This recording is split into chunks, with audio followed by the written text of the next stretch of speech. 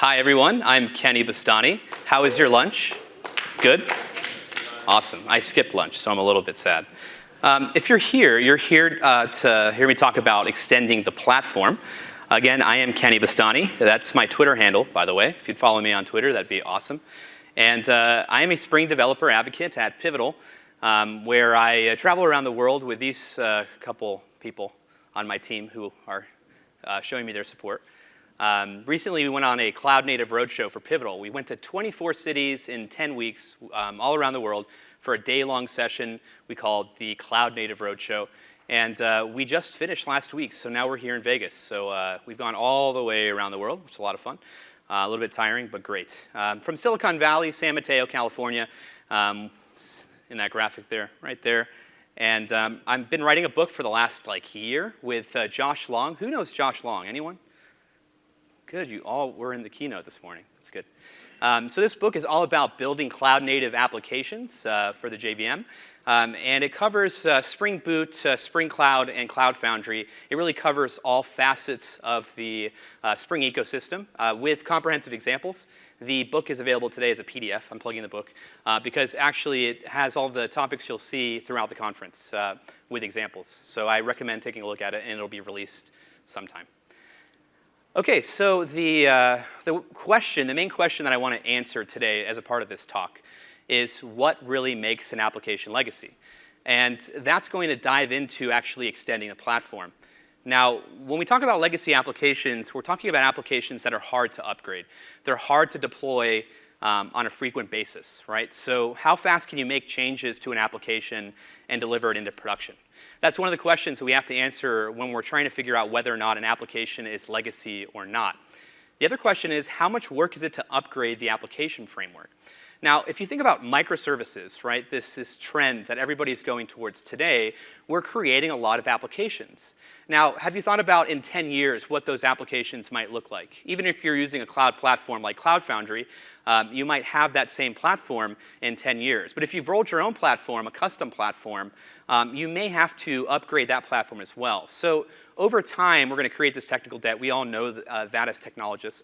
But we're creating more technical debt because we're creating more applications. So legacy is really just an architecture problem. So we look at the monolithic application architecture, very familiar architecture here. We have a single war deployment here. This is a Java application server, Apache Tomcat. And in this container, we have a deployment, which has a couple modules. We have the storefront UI, the accounting service, inventory service, and shipping service. Now, if we change one line of code in any one of these modules, we have to deploy everything into production. Now, when we talk about what makes a monolith legacy, we're talking about really the things that surround the business logic of the application. Now, our business logic is really what we want to be able to modify quickly so that we can iterate and we can deploy into production on a regular basis. We can continuously deliver value, right? So we've arrived at microservices. I've skipped SOA entirely, but in microservices, we have this architecture where we've teased apart certain modules inside our monolithic application, and we're creating these independent applications that we can deploy continuously into production independently of one another. So we've split up our business logic into multiple applications.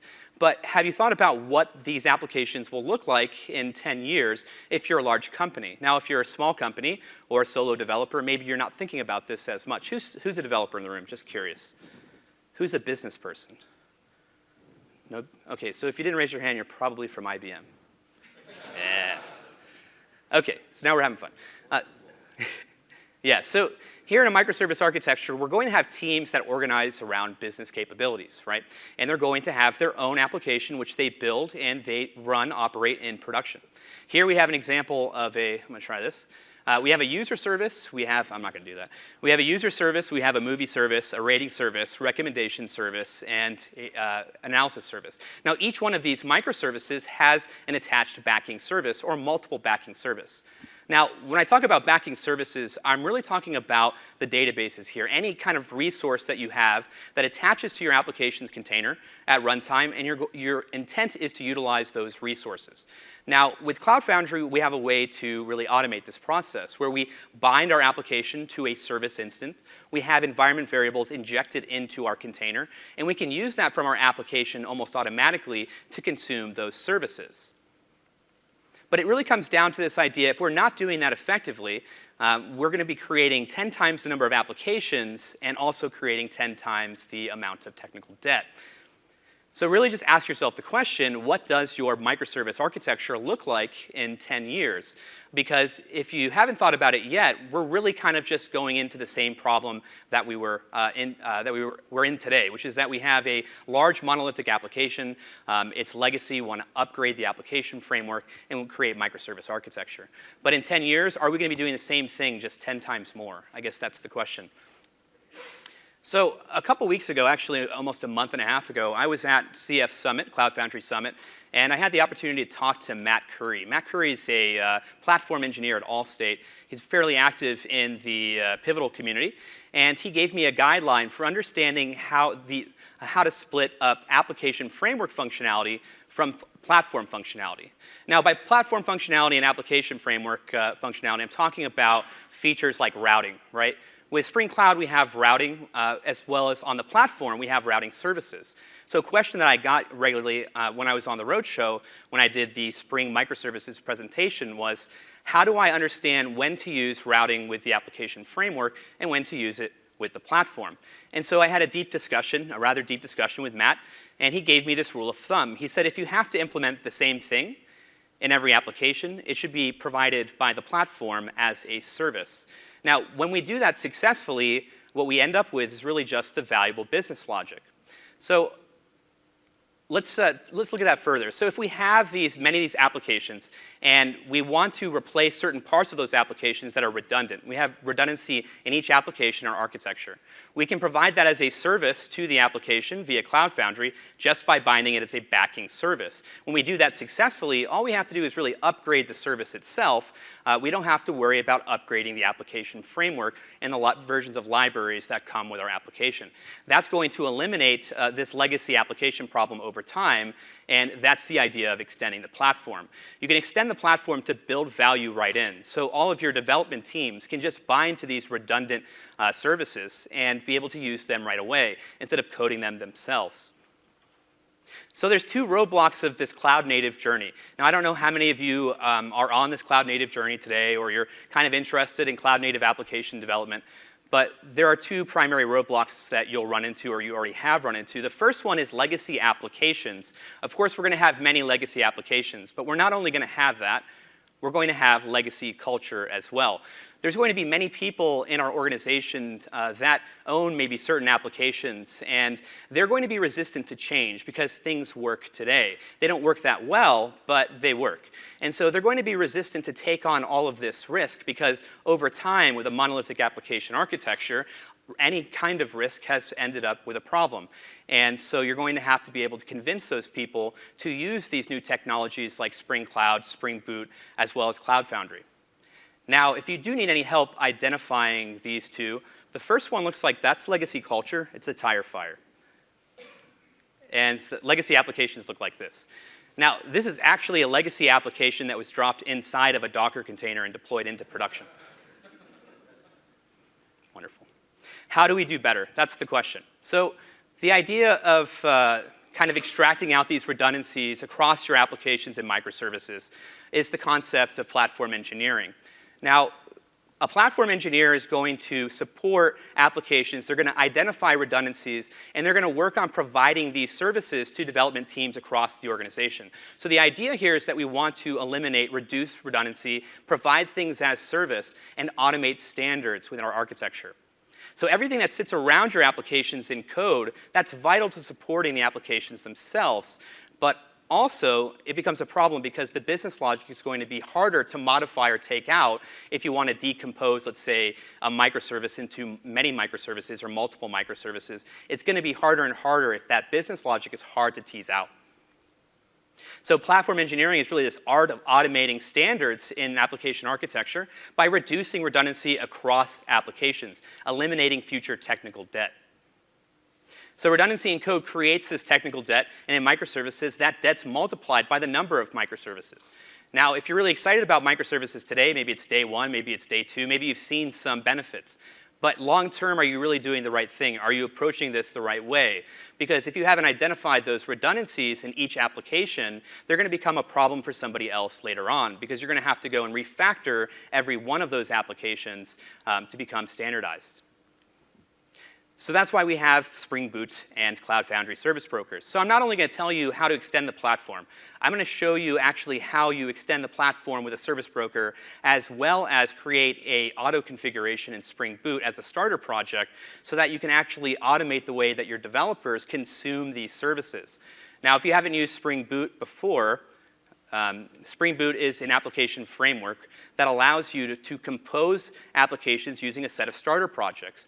Now, this auto configuration is going to be very useful because we don't need to jump into XML and fully configure each bean in the Spring context. We're able to choose these certain ingredients and use those in our applications automatically. So we reduce the amount of time it takes to create new applications. Now I'm going to show you an example of a microservice architecture, a demo that I put together for the Cloud Native Java book. And this is called Cloud Native Outfitters. Now this is about 10 microservices, and this architecture is what you would call Cloud Native. I'm just going to walk through a quick demo of this. This is on Pivotal Web Services. So here we have the product catalog, and I want you to think as a developer how you might build this application yourself. It's 10 microservices. This is one of the microservices we're looking at. It's the front-end application. If I go to one of the products, best cloud ever, we can go ahead and add things to the cart. We can see related items. I can also sign into the application. And I'm redirected to a OAuth gateway. We can see the address here. And I'm going to sign in with my very secure username and password. And approve. And now we can see that I'm signed in. So I'm authenticated. We see a different state at the top right here. I can go back to that t-shirt. I can add it to the cart. Add one. And we can see that it's added to the cart. I can actually go to my shopping cart here. Very basic. It's just like Amazon. And very basic workflow here. I can check out, buy my t-shirt. And we can see an order was created. We see the status is in pending. We see that I've ordered the best cloud ever, and we can see where it's going to be shipped. I can also go and see the settings for my user. I see the account settings, my username, account number, whether or not it's the default account. I also see the credit card on file that I'll be using, as well as the shipping address. The last thing I'll show you here, the last piece of functionality, is my previous orders, which takes a while because I've done this demo quite a bit, and it's using Mongo. So here's all of the orders I've placed in the past. This is all the time I've done this demo. But we can see our previous orders. We can see today, 8/2, that we ordered a t-shirt. Very basic workflow, right? So this is using 10 microservices in the back end. Now, why I showed you this is because I want to show you this architecture. So here's the 10 microservices that are powering this very simple application. Now we interacted with really two of these apps. We interacted with the top one there, the online store web. That's a Spring Boot application. They're all Spring Boot applications. And does this thing work? And here in the middle layer, we have our backing services.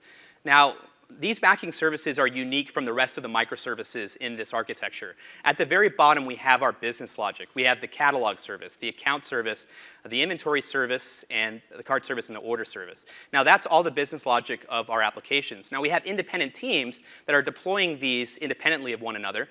Now, they're running integration tests, of course, to make sure that everything works end-to-end as they deploy. But in the middle, we have our backing services. Now, these are delivered really by the platform engineers. They're going to identify certain redundancies. They're going to provide them as services to applications. Now, if I'm the online store web, I can bind to these 4 applications, and I can be connected into the rest of the microservices in the architecture. And with Spring Boot, I don't even need to worry about setting up any code. All I have to do is to add the starter projects for these services, and they're automatically going to integrate. Now, if you haven't used or haven't looked into Spring Cloud much, there's a couple sessions that I recommend going to. But I'll just quickly explain what these 4 backing services do. First, we have the user service. Now, we saw that. Now, when I wanted to sign in, I was redirected to an OAuth gateway. Now, all I've done for that application, that Spring Boot application, is just bind to that service in Cloud Foundry. And I added the Spring Cloud OAuth 2 starter project. Now, everything else is just going to work automatically. So if you can think about that as far as automating the standards in your architecture, your developers are going to have their authentication implemented the same way across all applications just by a feature of using a platform that integrates well with the application framework. Now, we also have the API gateway, which is the edge service. Now, how am I going to access all of these back-end microservices using a single REST API?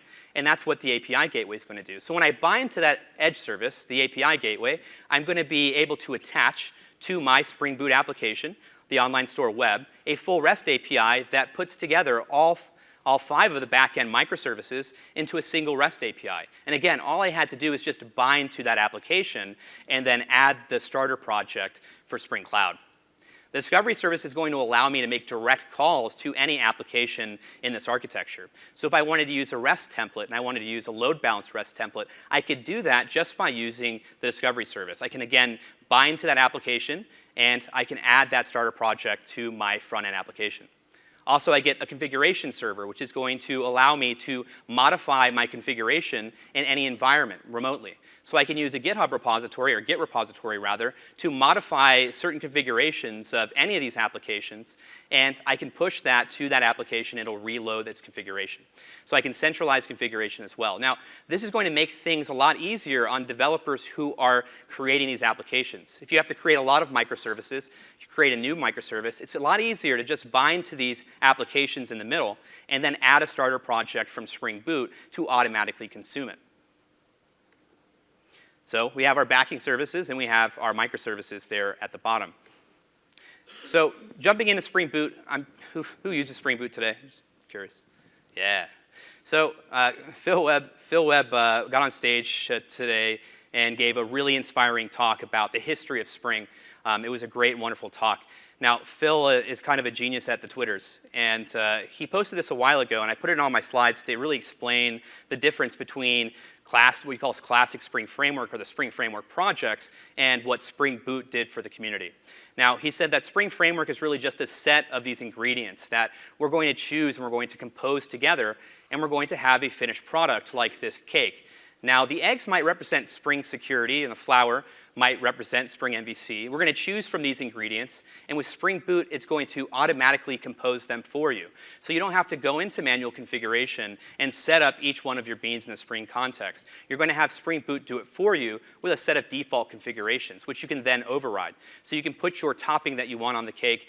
You can put the flavor of cake that you want as icing on top of the cake as well. And you get a finished application that's ready for production.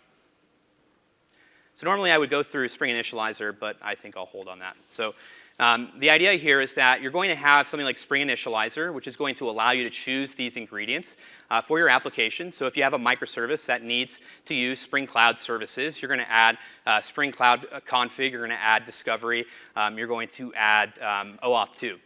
Now, your platform engineers can take an opinionated view on how application developers are going to consume these services by using this method. So if they provide these starter projects through a Spring Initializer, or if you just include them as a dependency in your Maven, your POM XML, you're going to be able to have developers that can automatically consume and use services in any environment. So not just production, staging as well in their development environment with Cloud Foundry.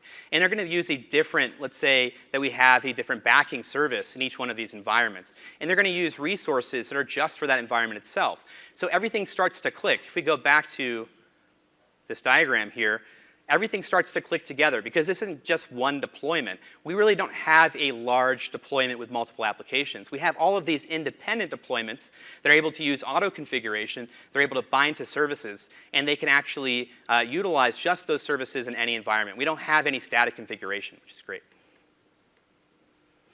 So Cloud Foundry service brokers. Who's using Cloud Foundry service brokers or developing custom service brokers today? Just curious. Okay, so a lot of people. So the Cloud Foundry marketplace is really similar to this idea of starter projects, right? So if I go into my Cloud Foundry CLI, I can do CF Marketplace, and I can pull up a list of marketplace services. I'm actually going to do that. So I can do CF Marketplace, and we're going to be able to see that I have my different services, my backing services, that I can create service instances and bind to my applications. Now, that's very similar to this idea if we go to start.spring.io. We have our Spring Initializer. we really just kind of have a very similar workflow here where I can choose, let's say I want Eureka Discovery or Eureka Server. I'm kind of able to just to choose these different modules of my application. Now, that's at the application framework level, but at the platform level, we have a similar functionality. So these services can be offered on Cloud Foundry and bound to your application deployment. That's the central idea here. That's the value of using this platform. And these marketplace services really can be seen as just backing services for your application that we saw in that middle tier. So going back to this idea of microservices, if you look forward in 10 years, what your microservice architecture looks like, if you're using these services that you're binding to your application, they're much easier to replace and deliver to your architecture. So you don't have to go into each application and upgrade application framework functionality or refactor out code. Okay, so what I'm going to be showing you today in terms of a demo is an Amazon S3 service broker. So the demo is going to be just a presentation of how do you create a service broker that uses the Amazon S3 SDK to create S3 buckets for your applications that they can use to drop files into and display. So we're going to release a service broker to PCF Dev. A PCF Dev is a lightweight dev installation of Pivotal Cloud Foundry. And we're going to then extend Spring Boot to automatically be able to consume these service instances just by using auto configuration and a custom starter project. And then the whole goal is we're going to create a sample application or deploy a sample application that's going to be just a basic browser for S3 where I can upload files, and I don't have to do any configuration. I can just attach that dependency for the starter project, bind it to a S3 service instance, and I can start consuming this service without having to do any configuration whatsoever. So the first bit of this is the cloud controller. I know a lot of you are creating service brokers today, so this is going to be a bit of review. So the cloud controller in Cloud Foundry is really this contract, this API that's exposed over HTTP that we can use to extend or integrate with Cloud Foundry itself. Now if I go to the CLI here, I can export CF trace, oops, true. And we can actually see when I use the Cloud Foundry CLI, I can actually see the interactions with the cloud controller just by running a trace. So the CLI itself uses the cloud controller to basically do all operations on Cloud Foundry. Now, we also have this idea of a service broker contract, which can integrate, a separate application can communicate directly with Cloud Foundry to have a workflow that allows us to create custom service brokers. And that looks a little bit like this. So you've probably seen this diagram in the past if you are building service brokers. This is just explaining the interaction between these two separate applications. Now to the left we have, or to the, yes, to the left. To the left we have the cloud controller application, right? That's going to be our Cloud Foundry instance. And we're going to create a new application. To the right we see a MySQL broker, which is going to integrate over REST with the cloud controller itself. So I can implement this workflow that allows me to create these service instances, bind them to my application, and I can customize that workflow to be able to inject credentials into my applications for whatever service that I want to consume. In the case of Amazon S3, what I'll be doing is I'll be injecting in my Amazon AWS credentials that were created using IAM. Now, here's what that contract looks like. We have a collection of different REST API methods that we need to implement, and they have to be at this endpoint. So we have to implement v2 catalog, et cetera. Now, what this ends up looking like is actually we can use this clever project, which is a service broker template that uses Spring Boot. And it's available, of course, open source. And this is really getting started. So if you're not using Spring today or using Spring Boot for your Cloud Foundry service brokers, this is worth looking at, of course. It's just a basic controller that was created that allows you to implement service methods to have a working Cloud Foundry service broker. So I recommend taking a look at that. So I've customized this out a bit. And I've added in a MySQL integration. So it's going to use MySQL for persistence using Spring Data JPA.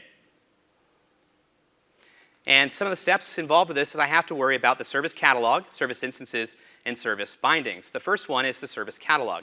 Now, the service catalog is going to return back a set of plans that I can use to create service instances. So if I go back to the CF CLI, I can run the command cf services. Let's set that to false. And we can see no services are found, so I can do CF Marketplace. And we're able to see, again, the available services. Now, the catalog is going to give me a brief description of what these services can do. So if I do CF, let's do CF service p MySQL. Oops, I did that totally wrong. No.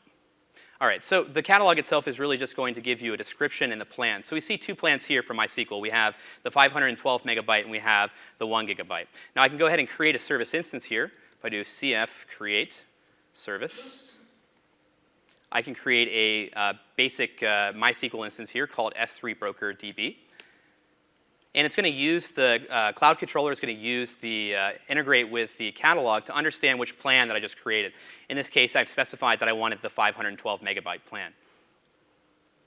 So we have to implement that. We have to provide information about what our service broker is going to deliver.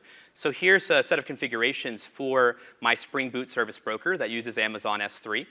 So here we can actually see all that information which is going to be provided in that catalog. So when I go to /v2/catalog, I'm going to be provided back with this information as well as a collection of plans that I can use to create service instances. So again, that's going to be the V2 catalog. So the first step I need to worry about is what does my service broker do? So I have to set this up, and I have to provide plans. So in this case, the S3 basic plan here is just going to give you an Amazon S3 bucket with unlimited storage. So when I choose that plan from the catalog, I'll be able to use an S3 bucket, and I won't have to worry about storage, which is great.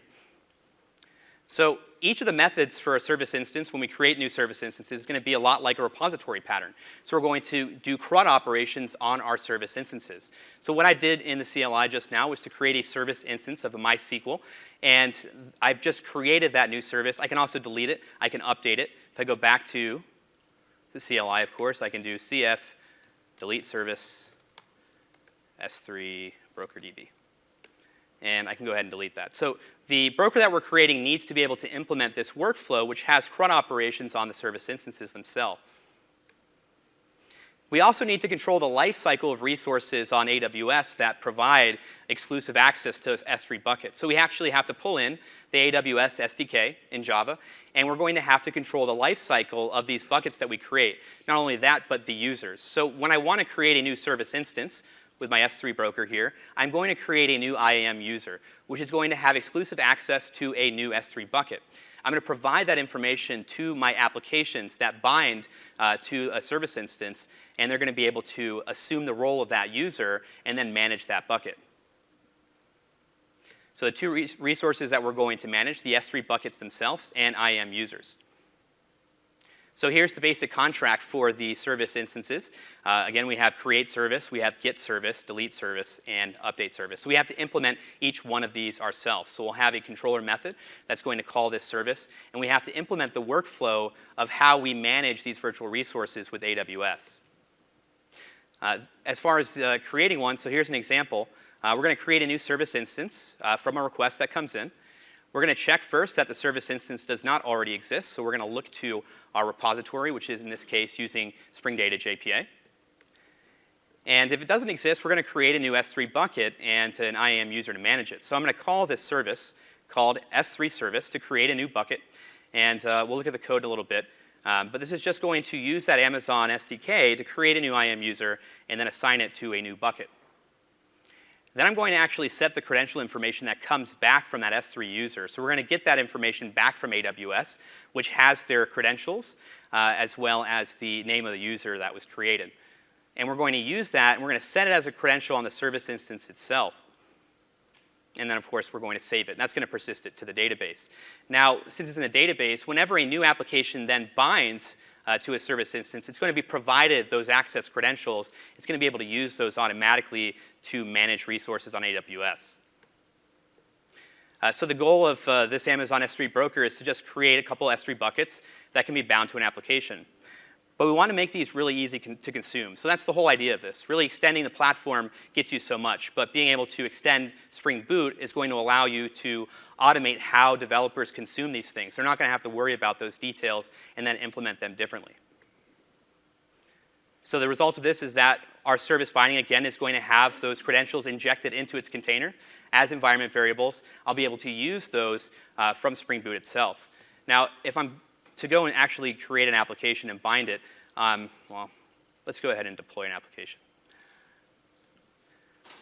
OK, so here's the code itself. I'm actually going to open this up to make it easier to see. I think I will open it up on GitHub. We've got time, right? OK, so here's the project. It's open source. Now, what this includes is 2 sets of projects. So I first have my S3 service broker. Now, that implements the lifecycle for creating service instances and integrating with the cloud controller. But I also have a set of projects here in the Spring Boot Starter Amazon S3 that extends Spring Boot to allow you to have a starter project to consume these services. Now, in here, I have the sample project, which we'll look at in a little bit. I also have the auto configuration project. That's going to include a basic S3 template that I can use from any one of my consuming applications that use the starter project. And then I have a starter project here. That makes it easy so that I can just include it as a dependency in my POM XML and use that automatically. Now, the first thing I want to look at here is the S3 service broker. So in this S3 service broker, it's got a lot of packages. But we have a basic pattern here. If we look at our controller here, we have our catalog controller. And we can see that the catalog controller has a v2 catalog method. So we're implementing that contract that was described in the documentation for Cloud Foundry. And all we have to do with this template is to implement the service methods that it's calling. So if we look at this method here, service get catalog. So what I'm doing here is I'm just injecting the catalog service into this controller, and I'm using that every time I call the v2 catalog endpoint. I'm going to call the service get catalog, which is that basic contract we saw earlier. Now, implementing that, if I go to the catalog service,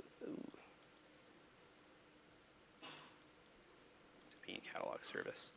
We're going to see the implementation of that, right? So we're just going to return back the catalog from that service. But if we look into the other ones, like service instance bindings, we're going to see the implementation for that as well, which is going to include how we integrate with AWS. So if I scroll down here to create service instance,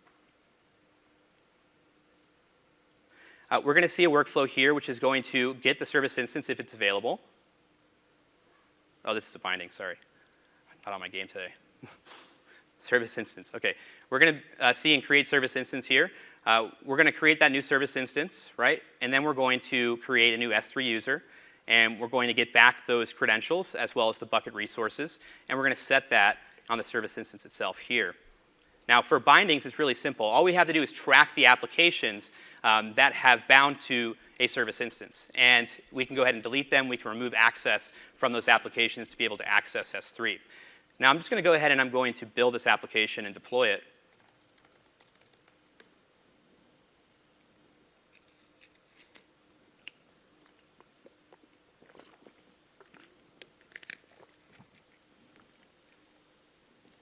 So I've just compiled the application. It's running its tests. And what I can do now is, now that I have that artifact, if I go to see in the target folder, we're going to see that I have my S3 service broker jar. Now, if I go back to IntelliJ here, I can pull up the manifest.yaml file. Now, this manifest YAML is going to describe how this application, this broker, should be deployed to Cloud Foundry. Now, there's 2 ways to really build a service broker and release it. Now, this release is just going to use a Cloud Foundry deployment. But if you're building service brokers today, you might be using BOSH. So before I deploy it, let's explain the difference. I'm going to skip forward here. So for releasing a service broker, there's really 2 ways. You can deploy it as a CF app, or you can do release management with BOSH. So there's a couple advantages you get with one way or the other. So why should we use BOSH to release service broker instead of deploying the application with Cloud Foundry itself? So the answer is that it depends on the virtualized compute resources you intend to manage with your custom broker. Now, when I'm using just the AWS SDK, I really don't need to worry about using the BOSH CPI or using multiple different clouds. All I have to do is integrate with that one cloud service, and I get that functionality that I want. I'm not going to make it portable to another kind of S3. So when to use BOSH is when you need to orchestrate resources with the IaaS provider that your CF deployment uses. So if you want to create virtual machines or you want to manage network resources with the IaaS provider that you're using with Cloud Foundry, you're going to want to use BOSH. The BOSH Director API is going to give you the ability to do this. So there's another REST API that exposes these resources so we can manage virtual machines. Just like we have with our AWS SDK, we'll be able to integrate with that Director API. So this is going to make it portable with different IaaS providers. So if we wanted to switch from one CPI to another, let's say we wanted to go from AWS to Google Compute Engine, we can create a service broker that's portable. And that's the case of most CF releases that we see today. So if we have a MySQL release, it's going to use BOSH for release management. So when not to use BOSH, when you don't need to manage any of the resources using the IaaS. So if you're just going to integrate with some cloud service, for example, Amazon S3, or any AWS service that has an SDK, you don't need to use BOSH. And if we just want to wrap any other cloud service that's out there today just in a service broker for our platform, we can certainly do that, and it's OK. We don't need to use BOSH. And that's the case of this Spring Boot project. All right, so now going back to that deployment, that's why I have a manifest YAML right here. So I'm going to deploy the service broker directly to Cloud Foundry. I'm going to name it S3 Broker. Here's the path to the artifact that we just created. I'm going to assign it some memory. And we're only going to have one instance. We're going to have the address S3-broker. And it's going to bind to that S3 broker DB that we created earlier. I think I deleted it. So let's go ahead and check that. CF services. OK, so I need to create that again. I need to create that database, S3 broker DB. Now that it's available, I can go ahead and push this application to Cloud Foundry. So I will go to the CLI and then CF push in that directory. And now it's going to upload that artifact and deploy it to Cloud Foundry.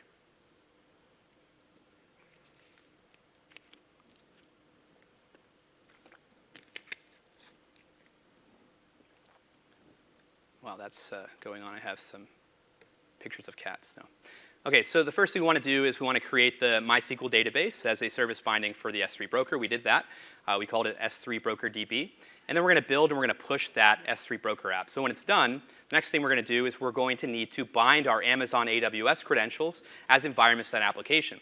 So this service broker itself is going to be integrating with that AWS SDK. So it's going to need a set of credentials that allows it to create buckets to create new users. So we're going to have to actually bind that to the application deployment itself. Now I'm going to do something very unadvisable, which is I'm actually going to show you my AWS credentials and then quickly delete them later. So the first thing I need to do here is I need to, once I have my application running, I'm going to need to bind those credentials to that application. So I'm going to use CF. Oh, I see no pictures. All right, so I'm watching you. OK, so I'm going to set this environment variable for the S3. This is my AWS secret key. And then I'm going to do the same for, oops, my access key ID. And now that I've done that, I can go ahead and restage the application. Let me just clear this. I'm going to restage the application. S3 broker. And that's just going to make those credentials available to that application's container. And it's got to restage it, wrap it in a build pack, and rerun it. So once that completes, restage, then we're just actually going to create the service broker using the CF CLI itself. So we actually have to register this service broker. Now it's running. It's able to integrate directly with the AWS SDK. But we also have to register it so that other developers can actually start using it. And as it starts up,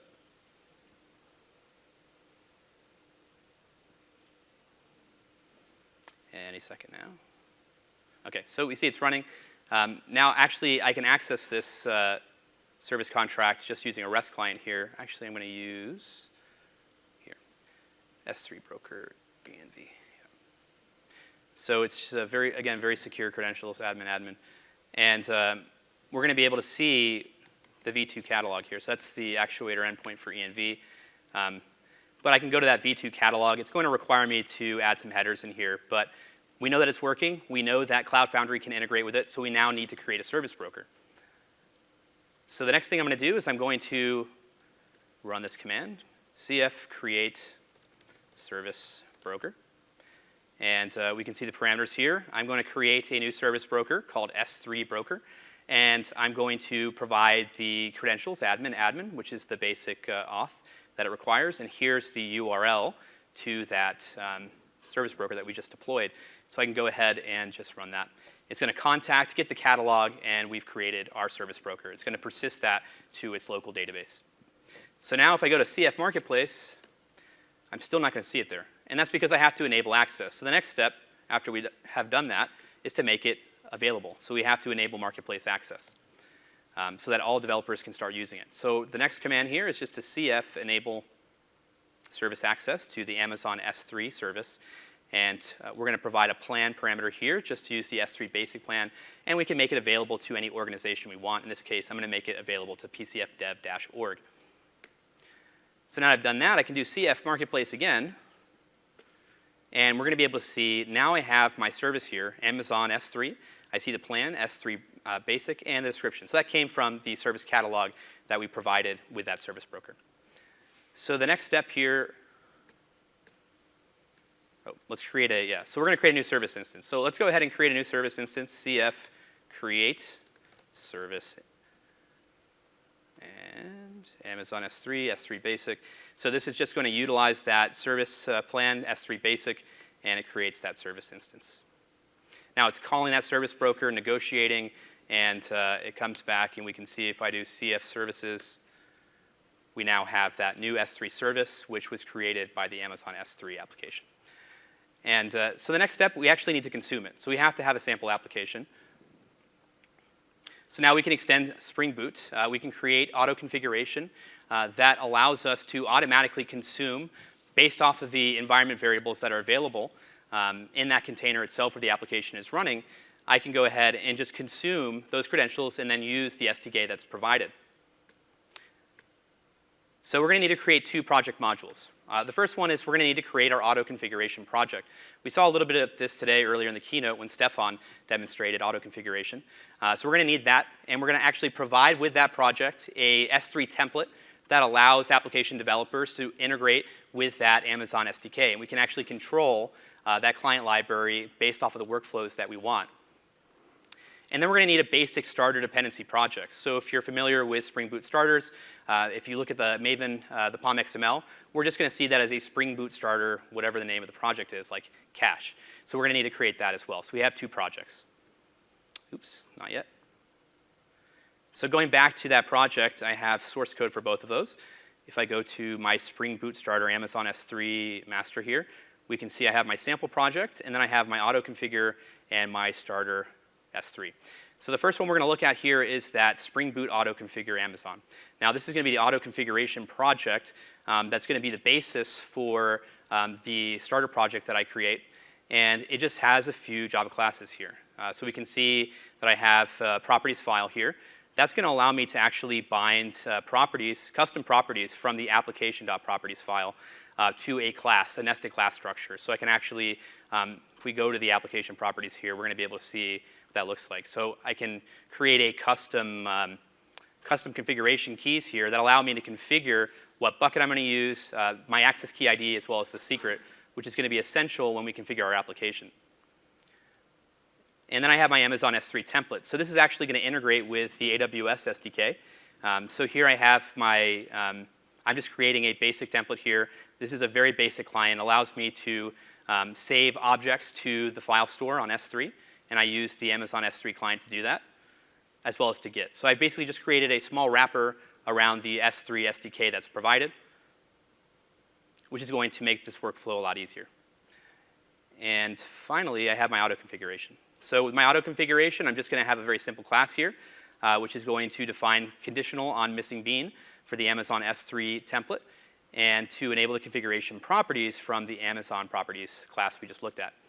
And from there, I'm just going to create a new bean here, which is going to configure that Amazon S3 template that we looked at. It's going to provide the properties from the configuration. Now, these are going to be environment variables later on in the container. And so I'm going to get the default bucket that this application can manage.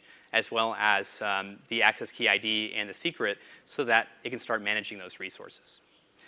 So now that I have that, I can go ahead and build it. Go to a different terminal here.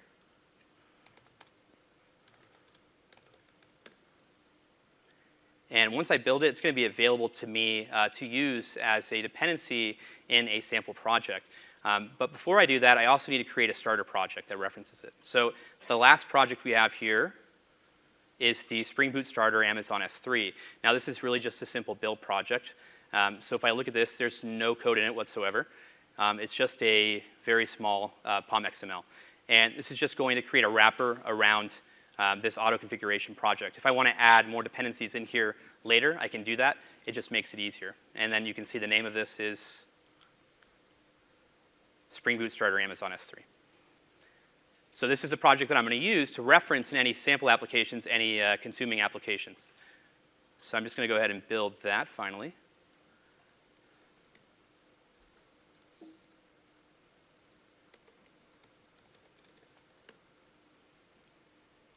And once I've done that, I can then go and add that to my sample application. So we have an S3 browser here as the sample app. If I go to Spring Boot Amazon S3 sample, we can look at the POM XML here. And in the POM XML, we have a couple starter projects. I'm using Spring Boot Starter Web.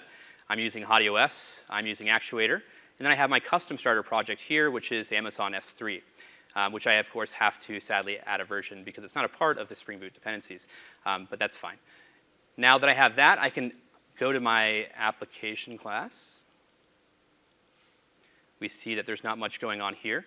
If I go to the static resources, we have the HTML, CSS, and JavaScript for this browser, and it's a very basic browser. So I'm just actually going to build this and deploy it so that you can see. But we have one simple controller here. And this is going to manage how we upload and how we view files from that service. So this is going to be at the endpoint /S3. So from the client-side JavaScript, I'm going to consume this as a part of my application at /S3. And it's going to be mapped to these request mappings. So I have /S3 /resources. And I'm going to use the Amazon S3 template that was auto-configured when I deployed it to Cloud Foundry. And I can use that to just start accessing any resources that I want in my S3 bucket. I'm already, I guess, authenticated as a user because those credentials have been provided and auto-configured. And then I have one other mapping here, which is to handle the file upload. So when I upload new files, it's going to come to this request mapping. And I, again, can use the Amazon S3 template to upload files. So now I'm going to go ahead and build that and then deploy it.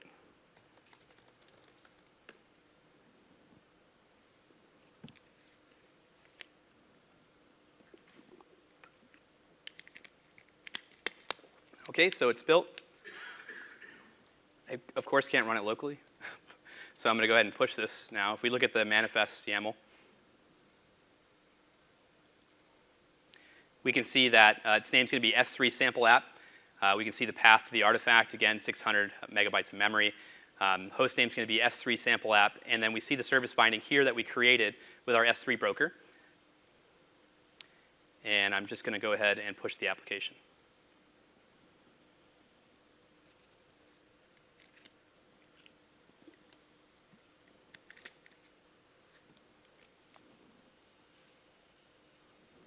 Now, while that uploads, there's one other thing we need to look at, which is the application properties, or YAML here, of this sample application. So there's a way to create a build pack that does this automatically, but if you don't have that kung fu, then you're going to have to do this, which is that you have to create a, just a basic binding in your properties. Remember, we pulled in that, those Amazon S3 properties. Here's the configuration for that. And we're just going to go ahead and use these VCAP services, S3 service, and the credentials. Now, this is kind of ugly, but you don't ever have to change this. So that's just the requirements by default. So we see the application is running now. So I can actually go and open that up at, I have it here. So here's a very crude user experience. And I can go ahead and choose files here and go ahead and upload. So I can upload this awesome picture of Shenzhen that Casey and I went to recently, yeah. We don't talk about China, right, Casey? What happened in China? Stays in China. I had to go to a hospital in China. It's horrible. OK, so here's the picture of Shenzhen. So we saw that it uploaded. So I didn't have to actually do any configuration myself, any manual configuration. All I had to do, once I have this starter project, I can just reference it when I deploy it to Cloud Foundry, and I bind it to that S3 service instance. I'm just going to automatically integrate. Now, this seems like magic, so let's break it down. If I go back to the CF command line, and I do CF env on my S3 sample, we're going to be able to see those credentials that were injected into that container. So again, no photos. This is actually the IAM user that was created by the S3 broker. So we see the access key ID, the secret access key. It only has access to modify resources in the bucket that was created. And we can see the username here as well. Now, we're going to use those configuration properties that we saw earlier from here. And that's just going to be bound to the application. And we're all set. Now, the only thing here we have to do is really figure this out. We have to set this up. But once you set that up, you can actually easily provide it to your application developers. There's ways to make that easy. And let's do a few more things here. So I'm going to upload a PDF if we have time.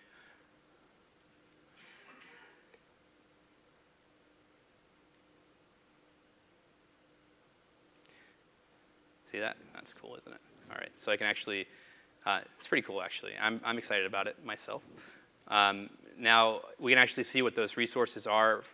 If we go to S3 resources, we can actually get back that description of all the metadata. So this comes back from the AWS SDK. So we can see the bucket name, the key. We can see the size of the file, and then information about that file, where it's located. And that's the gist. If I unbind this application from that service instance, it's not going to be able to access anything on that S3 broker.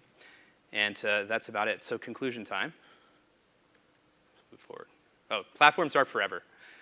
So I like this saying because when you do this successfully, if you're a platform engineer and you really scrutinize redundancy across your application architecture, you can actually just build value into this platform, which is going to last for a very, very long time. And your application developers are just going to consume these services as if they were some AWS SDK or AWS service. So building value in the platform is going to help reduce these redundancies early on in a microservice architecture. So if you're doing microservice architectures today and you're not really worrying about platform engineering and refactoring out redundancy in each one of your applications, you're creating technical debt for later. You're going to have to pay it down. And so that's going to be something that you'll have to deal with eventually. The platform itself is going to help us be able to automate that. All right, that's it. So thank you very much for your time today. I appreciate it.